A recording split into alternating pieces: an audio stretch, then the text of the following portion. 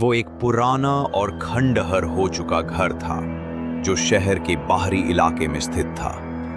उस घर के बारे में कई अफवाहें थीं। लोग कहते थे कि वहां आत्माएं रहती हैं। वहां एक लड़का रहता था जिसका नाम रोहन था। रोहन को उस घर में रहने में डर लगता था, लेकिन उसके पास कोई और विकल्प नहीं था। एक रात रोहन अपने कमरे में बैठा था, तभी उसने एक अजीब सी आवाज सुनी। आवाज दरवाजे की तरफ से आ रही थी। रोहन ने सोचा कि शायद हवा के कारण दरवाजा खुल गया होगा, लेकिन जब उसने दरवाजा देखा तो वो खुद ब खुद खुल रहा था। रोहन के रोंगटे खड़े हो गए। उसने देखा कि दरवाजे के अंदर एक काला अंधेरा था, कोई रोशनी नहीं थी। रोहन ने हिम्मत करके दरवाजा बंद करने की कोशिश की, लेकिन वो बंद नहीं हो रहा था। तभी रोहन ने एक आवाज सुनी जो उसके कानों में फुसफुसा रही थी। आवाज कह रही थी, रोहन, अंदर आओ। रोहन ने सोचा कि ये उसके दिमाग की उपज होगी, लेकिन आवाज फिर से आई, रोहन, अंदर आओ। रोहन के पैर अपने आप उस आवाज की तरफ बढ़ने लगे।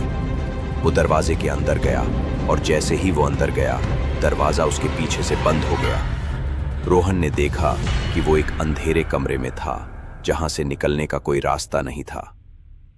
रोहन ने वहां से निकलने की बहुत कोशिश की, लेकिन वो नहीं निकल पाया। तभी रोहन ने देखा कि कमरे में एक मोमबत्ती जल उठी। मोमबत्ती की रोशनी में रोहन ने देखा कि वो एक ऐसे कमरे में था जहां कई तस्वीरें थीं। तस्वीरों में एक लड़की की तस्वीर थी जो बहुत सुंदर थी। रोहन ने सोचा कि ये लड़की कौन होगी। तभी रोहन ने देखा कि लड़की की तस्वीर में उसकी आंखें खुल गईं। रोहन के रोंगटे खड़े हो गए।